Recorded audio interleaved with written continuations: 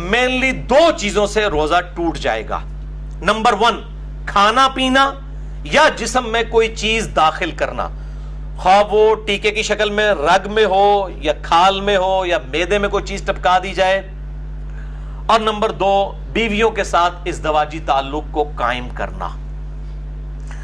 और सही बुखारी में इसको सपोर्टिव एक तालीकन रवायत मौजूद है जिसकी सही इस्नाद अल मुसन्नफ इब्न अबी शैबा में और बाकी किताबों में आपको मिल जाएंगी। बहरहाल बुखारी में इमाम बुखारी 1938 नंबर हदीस की हेडिंग में ये लेकर आए हैं। इब्न अब्बास का कौल, वो फरमाते हैं कि रोजा जिस्म में कोई शय दाखिल करने से टूटेगा, कोई शय निकालने से नहीं टूटेगा। बिल्कुल एक कैटेगोरिकल डिसीजन उन्होंने कर दिया।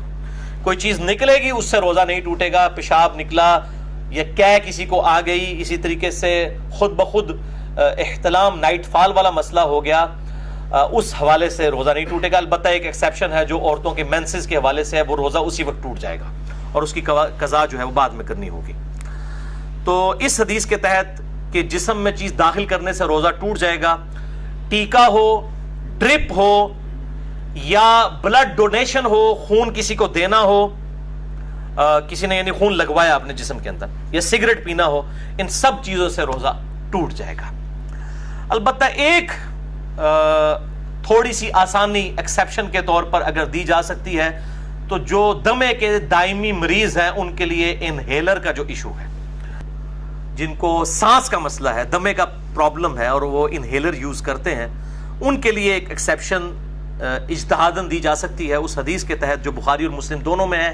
मिशकात में है 3724 कि आप सल्लल्लाहु अलैहि वसल्लम जब भी किसी सहाबी को कोई पोस्ट देकर गवर्नर बनाकर, खुसूसन इसमें आता है माज़ इब्न जबल और अबू मूसा अशरी को भेजा और इसके अलावा भी बाकी असहाब को भेजते, तो उनसे 3 बातें इरशाद फरमाते हैं। नंबर 1, लोगों के लिए आसानी पैदा करना, तंगी ना करना।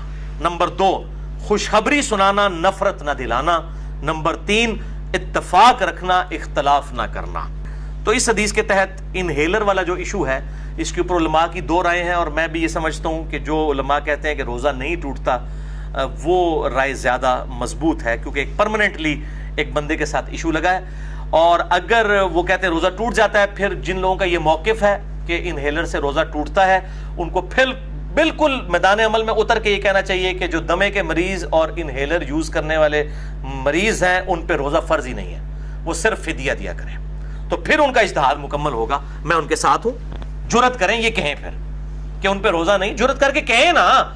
जब वो इनहेलर वाला इशू है तो कभी भी रोज़ा नहीं रख सकता, क्योंकि उसके साथ प्रॉब्लम रहता है कंटिन्यूसली। तो यही कहें कि फिर वो रोज़ा ना रखे, फिदिया दे, तो बिल्कुल ये इज्तिहाद भी एंडोर्स होगा, इसके ऊपर कोई फतवा नहीं होगा अगर कोई इज्तिहाद के साथ ये मामला करता है। इसी कॉन्टेक्स्ट में जो खून देना है, डोनेट करना है, ब्लड कोई दे किसी को, अपना खून निकाले, तो जाहिर है वो निकल रहा है और वो इब्न अब्बास का कौल है कि निकलने से कोई चीज रोजा नहीं टूटेगा। तो इस हवाले से बुखारी और मुस्लिम की एक हदीस है मिशकात में 2002 कि इब्न अब्बास कहते हैं कि नबी सल्लल्लाहु अलैहि वसल्लम इहराम की हालत में भी और रोजे की हालत में भी अल हिजामा यानी पछने लगवाया करते थे, जिसे हम कपिंग कहते हैं। ये तरीका इलाज है जिसमें खून निकाला जाता है। तो रोजे की हालत में आप सल्लल्लाहु अलैहि वसल्लम खून निकलवा लिया करते थे, तो ब्लड डोनेशन भी उसी के अंदर आएगी। अगर खून निकाल लिया जाए जिस्म से तो रोजा नहीं टूटेगा।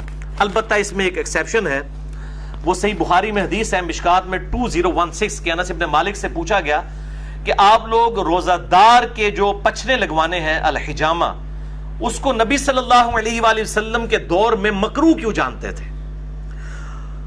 तो अनस इब्न मालिक ने कहा कि हम उसे मकरूह नहीं जानते थे, ये बिल्कुल ठीक है, हाँ मगर कमजोरी के सबब। अगर किसी को यह खतरा हो कि वो जब ब्लड डोनेट करेगा तो इतनी कमजोरी हो जाएगी कि ब्लड प्रेशर उसका ड्रॉप हो जाएगा और रोजा निभा नहीं सकेगा, तो अगर कमजोरी वाला मामला हो तो फिर आप रोजा तोड़ सकते हैं और उसकी एक कज़ा करेंगे, उसमें कोई गुनाह भी नहीं होगा। ज़ाहिर मजबूरन ही किसी को ब्लड डोनेट किया जाता है। अब इसी पे जो कै वाला इशू है, वॉमिटिंग का, उल्टी कर देना जिसे हम कहते हैं अपनी मादरी लैंग्वेज में, वो भी होगा कि अगर किसी पे कमजोरी तारी हो जाए उल्टी करने के बाद तो ठीक है, वो रोजा अपना उसी वक्त खोल ले, बाद में एक कज़ा कर ले।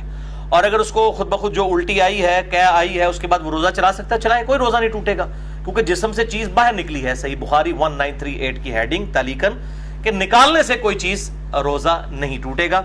कै का मसला जो है जामिया तिर्मिज़ी, सुनन अबी दाऊद اور مشکات میں 2008 ہے کہ نبی صلی اللہ علیہ وسلم کو ایک دفعہ قے آئی تو آپ نے روزہ افطار کر لیا، یعنی کھول لیا.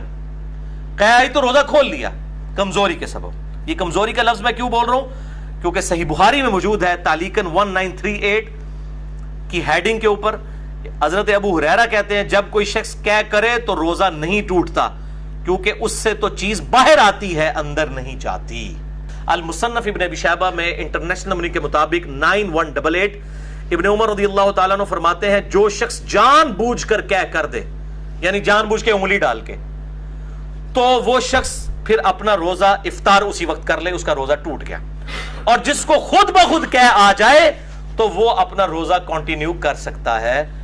لیکن وہ بھی اگر کمزوری آ گئی تو وہ آپ حدیث سن چکے، آپ صلی اللہ علیہ وسلم کے ساتھ ایسا معاملہ ہوا.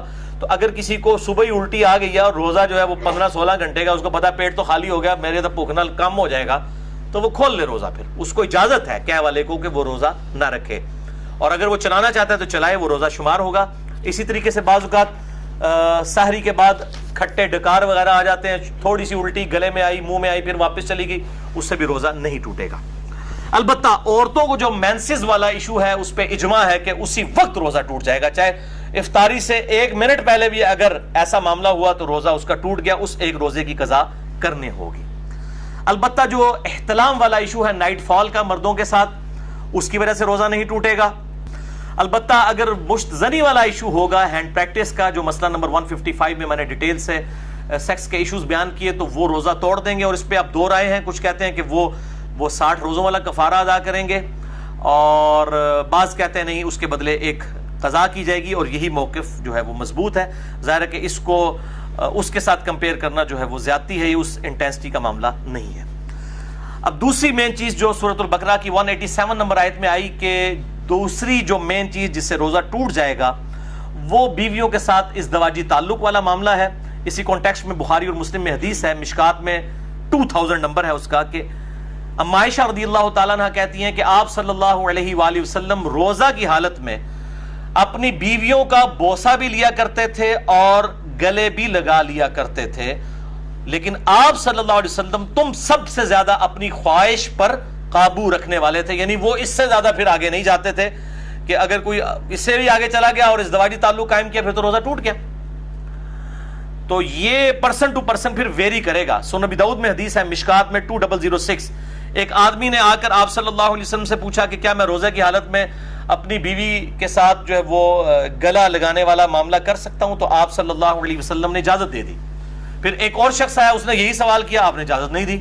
اور حضرت ابو ہریرہ کہتے ہیں پہلا شخص جس کو اجازت دی تھی وہ بوڑھا شخص تھا، اور جو دوسرا تھا وہ جوان تھا، اس کو آپ صلی اللہ علیہ وآلہ وسلم نے اجازت نہیں دی. تو اب یہ ڈیپینڈ کرتا ہے، بوڑھا جوان ہونا بھی ضروری نہیں ہے کہ جو شخص اس حوالے سے قابو رکھ سکتا ہے اس کے لیے اجازت ہے، جو نہیں رکھ سکتا اس کے لیے پھر اجازت نہیں ہوگی. اب میرے بھائیوں اسی کانٹیکسٹ میں کچھ ایسے اعمال ہیں کہ جو روزہ کی حالت میں کر سکتے ہیں، اور کچھ ایسے ہیں جن کو کرنے سے روزہ نہیں ٹوٹے گا. وہ بھی سن لیجئے. بخاری اور مسلم کی متفق علیہ حدیث ہے، مشکات میں 2003، کہ جو شخص بھول کر کھا پی لے تو وہ اپنا روزہ پورا کرے کیونکہ اسے اللہ نے کھلایا اور پلایا. لیکن یہ جو ساتھ بیٹھے ہوئے ہیں نا، ان کی ذمہ داری ہے کہ اس کو یاد کروائے کہ بھائی تو روزہ رکھے ہے. بعض لوگ کہتے ہیں نہیں جی کھانے دیں اس کو، خیر ہے بیچارہ، اس کو اللہ کھلا رہا ہے، کھلا. نہیں نہیں، فوراً بتائیں، شرعی حکم اس کو بتائیں کہ تیرا روزہ ہے، اور وہ روزہ پھر وہ جس طرح اس کو پتا چلے گا اسی وقت اس کے منہ میں بھی جو لقمہ ہے اس نے پھینک دینا ہے. وہ ایک دانہ بھی اگر اندر لے گیا چاولوں کا یا پانی کا تھوڑا سا گھونٹ بھی، تو اس کا روزہ پھر ختم ہو جائے گا. یہ بالکل یاد رکھیں. اسی طریقے سے سنن ابی داؤد اور الموطا امام مالک میں حدیث ہے، مشکات میں 2011، کہ ایک صحابی کہتے ہیں کہ میں نے نبی صلی اللہ علیہ وسلم کو مقام عرج پر پیاس اور گرمی کی وجہ سے روزہ کی حالت میں سر مبارک پر پانی ڈالتے ہوئے دیکھا ہے. یعنی اگر کسی کو روزہ لگ رہا ہے تو یہ سنت ہے کہ بار بار نہا کے روزے کو ٹھنڈا کیا جائے. اسی طریقے سے صحیح بخاری میں تعلیقاً 1930 نمبر حدیث کی ہیڈنگ میں ہے کہ ابن عمر روزہ کی حالت میں گیلے کپڑے جسم پر ڈالا کرتے تھے. یہاں پہ بھی ہمارے پنجاب کے اندر رواج ہے، جب زیادہ گرمی ہوتی ہے لوگ رومال جو ہے وہ گیلا کر کے کپڑوں کو بھی گیلا کرتے ہیں. لیکن اس میں آپ اپنے کپڑے گیلے کریں. یہ لوگوں کے اوپر جو پانی پھینکتے ہیں اور کہتے ہیں جی کسی بڈھے دے پانی سے اٹھو تو بارش ہوتی ہے، یہ بالکل غلط بات ہے. اس طریقے سے کسی کے ساتھ یہ کام نہ کریں. اپنے ساتھ ضرور آپ کرنا چاہتے ہیں کریں, اور ایسا معاملہ بھی نہ ہو کہ آپ نے اتنے باریک کپڑے پہنے ہیں کہ آپ ان کو بالکل گیلا کر لیں اور آپ کپڑوں میں ہی ننگے نظر آ رہے ہوں. یہ اس چیز کا بھی اہتمام کرنا چاہیے. جامع ترمذی, سنن ابی داؤد, سنن نسائی اور ابن ماجہ میں حدیث ہے مشکات میں 405 کہ آپ صلی اللہ علیہ وآلہ وسلم نے فرمایا روزہ کی حالت کے علاوہ ناک میں خوب پانی چڑھاؤ, غسل میں بھی اور وضو میں بھی, لیکن روزے کے علاوہ. کیونکہ روزے کی حالت میں اگر ناک میں آپ نے اوپر تک پانی پہنچایا تو اگر کسی کا غسل فرض ہے تو وہ بس نارملی ناک کو جتنا آسانی سے جاتا ہے اوپر تک, بہت اوپر نہ چڑھائے, کیونکہ اگر دماغ تک پانی پہنچ گیا اور حلق میں ایسا پہنچا کہ اندر چلا گیا, دونوں صورتوں میں روزہ ٹوٹ جائے گا. اب میرے بھائیوں کچھ اہم فقہی مسائل جلدی جلدی کور کر دوں. صحیح بخاری میں 1930 سے لے کر 1938 تک یہ جو کل 9 احادیث کی ہیڈنگز کے اندر امام بخاری تعلیقاً لے کر آئے ہیں, اور مکمل اسناد اس کی المصنف ابن ابی شیبہ میں موجود ہے بڑی ڈیٹیل کے ساتھ, اور اکثر چیزوں کے اوپر تو ان پہ اجماع ہے. نمبر 1 صحیح بخاری میں تعلیقاً ہے, عامر بن ربیہ کہتے ہیں کہ نبی صلی اللہ علیہ وآلہ وسلم کو میں نے روزے کی حالت میں اتنی دفعہ مسواک کرتے دیکھا ہے کہ میں شمار بھی نہیں کر سکتا. تو روزہ دار مسواک بھی کر سکتا ہے, ٹوتھ برش بھی کر سکتا ہے, لیکن ٹوتھ پیسٹ سے اجتناب کرے, اس میں ٹیسٹ والا معاملہ ہے, اور اس کے ٹیسٹ کو مسواک کے اوپر قیاس نہ کرے. البتہ اگر کوئی ٹیسٹ والا معاملہ کر بھی لیتا ہے تو روزہ نہیں ٹوٹے گا, کیونکہ جب تک حلق سے نیچے نہیں جاتا روزہ ٹوٹے گا نہیں, بچنے میں عافیت ہے. صحیح بخاری میں تعلیقاً انس بن مالک کا قول ہے کہ روزہ دار سرما بھی لگا سکتا ہے آنکھوں کے اندر, لیکن آنکھوں میں دوائی نہ ٹپکائیں, کیونکہ دوائی وہ سیدھی گلے کے حلق تک پہنچتی ہے. صرف سرمے کا مسئلہ ہے یا پانی کا, وہ جائز ہے. صحیح بخاری میں تعلیقاً ابن عباس کا قول ہے کہ روزہ دار ہنڈیا کا ذائقہ بھی چکھ سکتا ہے. چکھنے اور کھانے میں فرق ہے. چکھنا جو ہے وہ زبان کی نوک کے اوپر ہوتا ہے, یعنی نمک مرچ کو چکھ کے پھر تھوک دے. صحیح بخاری میں تعلیقاً حسن بصری تابعی کا قول ہے کہ اگر حلق میں خود بخود مکھی چلی جائے کسی کے تو روزہ نہیں ٹوٹے گا. صحیح بخاری میں تعلیقاً عطا بن ابی رباح کا قول ہے کہ اگر کلی کر کے پانی ایک دفعہ گرا دیا جائے, اس کے بعد جو تھوک میں نمی ہے حلق سے نیچے چلی جائے تو وہ روزہ نہیں توڑے گی, اور یہ مشکات میں 2018 پہ موجود ہے. بعض لوگ اتنے وہمی ہوتے ہیں, وہ جناب وضو کرنے کے بعد 10 دفعہ 20 دفعہ تھوکتے رہتے ہیں. ایک دفعہ تھوک دیا, اس کے بعد جو نمی ہے وہ اندر چلی گئی, اس کی وجہ سے روزہ نہیں ٹوٹے گا. اللہ تعالیٰ نے لا یکلف اللہ نفسا الا وسعها, اور اس حوالے سے یہ جو شیطان کی پیروی ہے جو یہ بار بار جو لوگ اس حوالے سے کام کرتے ہیں.